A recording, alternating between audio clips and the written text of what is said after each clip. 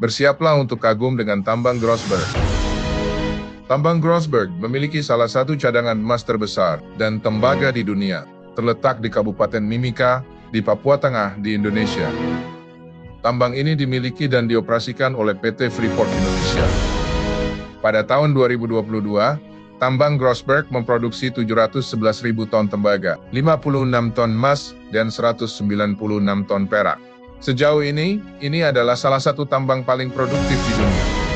Operasi yang dimulai pada tahun 1972 dibagi menjadi dua blok, satu dengan permukaan global 27.000 hektar, dan yang kedua dengan permukaan mengesankan 413.000 hektar.